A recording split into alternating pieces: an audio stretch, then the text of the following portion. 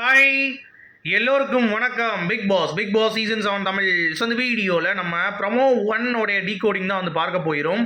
So promo 1ல் ஜோவிகா வந்து இப்போ இந்த மாதிரி விஷயங்கள் எதற்காக பேசணும் அப்படிங்கிற ஒரு விஷயம் வந்து இருக்குல்ல. ஸோ அதுதான் நம்ம பார்க்க போகிறோம். உங்களுக்கு தெரியுமா, அர்ச்சனாவை டிஃபேம் பண்ணுறதுக்கு வந்து பார்த்தீங்கன்னா ஒரு மீட்டிங் வந்து நடந்துச்சு வனிதாவுடைய வீட்டில். நல்லா சாப்பிட்டுட்டு எல்லாத்துக்கும் வந்து பார்த்தீங்கன்னா பார்ட்டி மாதிரி அரேஞ்ச் பண்ணி வனிதா அக்கா வந்து ஒரு விஷயம் வந்து பண்ணிகிட்டு இருந்தாங்க. இன்னொன்று நீங்கள் கவனிச்சிங்கன்னா, நல்ல ஓட்டிங் வந்து இப்போ மாயாவுக்கு இன்க்ரீஸ் ஆகுது, பார்க்குறீங்களா இல்லையா?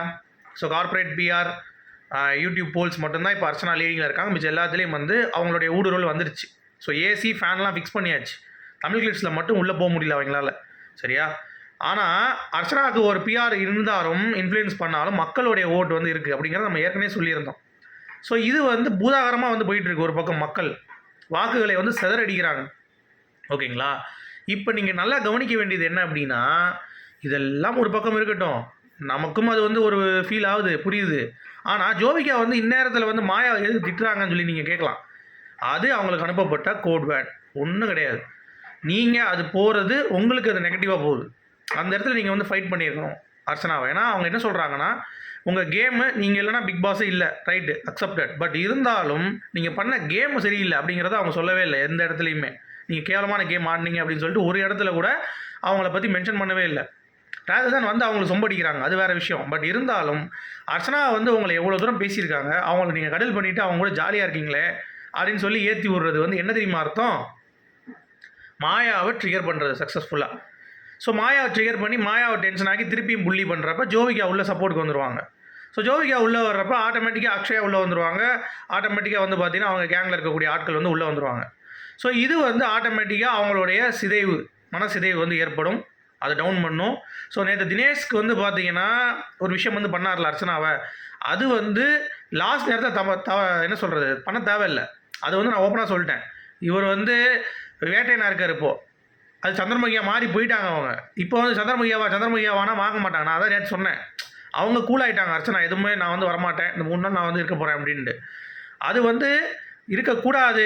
எனக்கு வந்து ஐயோ அவர் டைட்டில் போகுது அப்படின்னு சொல்லிட்டு தினேஷ் வந்து வேறு வழியே இல்லை, ஒரு பொறாமையில் அதை பண்ணிகிட்டு இருக்காரு.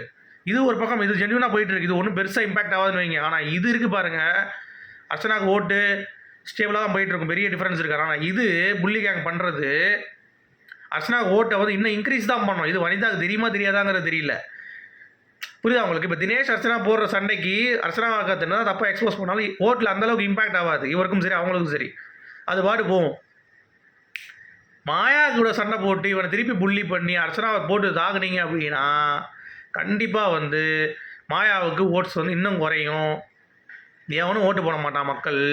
நீங்கள் வாண்டடாக போய் ட்ரிகர் பண்ணிங்கன்னா, சரியா? மக்கள் வந்து இப்போ அதுதான் இப்போ பிளான். மக்களுடைய மனசை யார் இன்ஃப்ளூயன்ஸ் பண்ணுறா அவங்களுக்கு தான் டைட்டில் அப்படிங்கிறது இப்போ பிக் பாஸ் முடிவு பண்ணிட்டான், புரியுதா உங்களுக்கு? ஏற்கனவே பாதி கொடி பிடிச்சி வச்சுட்டாங்க அர்ச்சனா.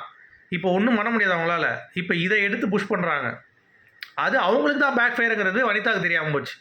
ஸோ வனிதாவுடைய திட்டம் முடிஞ்சு போச்சு அப்படிங்கிறது தான் வந்து என்னுடைய பாயிண்ட் ஆஃப் வியூ. ஸோ நீங்கள் என்ன பண்ணாலும் சரி ஒன்றும் பண்ண முடியாது. ஆனால் தினேஷ் கிட்டே ஒரு வேல்யூபிளாக அட்வைஸ் கொடுத்தீங்க பார்த்தீங்களா, அது வேறு லெவல். ஏன்னா 3 பேர் உட்காந்து பேசினாங்கன்னா பேசினே இருக்காங்க, சரியா? முடிஞ்சு போன விஷயம், ஏற்கனவே நடந்த விஷயம், அந்த மாதிரி வந்து ஃபன் பண்ணுறது ஓகே. பட் ஏற்கனவே பேசின விஷயத்தை பேசி பேசி பேசி வந்து பார்த்தீங்கன்னா ட்ரிகர் பண்ணுறது, இந்த மாதிரிலாம் பண்ணிகிட்டு இருக்கா. தினேஷோட இண்டிவிஜுவாலிட்டி தெரிய மாட்டேது. தினேஷ் அப்படின்னு கேட்டால் 3 பேர் பின்னாடி வராங்க, விஷ்ணு அப்படி கேட்டால் 2 பேர் பின்னாடி வராங்க. ஸோ இவங்க 3 பேரும் ஒரு கேமாக இருக்கிறத அழகாக போட்டு உடச்சிருக்காங்க. ஸோ இனிமேல் உடச்சி என்ன பிரயோஜனம்? பருத்தி மூட்டை குடவுன்லேயே இருக்கலாம் அப்படின்ற கான்செப்ட் தான் நமக்கு வருது, சரியா? ஸோ வெயிட் பண்ணி பார்ப்போம். சேனல் டெசிஷன் மாயாவா, மக்கள் ப்ளஸ் பிஆரோடைய அர்ச்சனாவா, இந்த 2 இதில் யார் ஜெயிக்க போகிறா அப்படிங்கிறத நானும் வெயிட் பண்ணிகிட்டு இருக்கேன். உங்களுடைய கருத்துக்கள் சொல்லுங்கள். மீண்டும் சந்திப்போம். Good bye.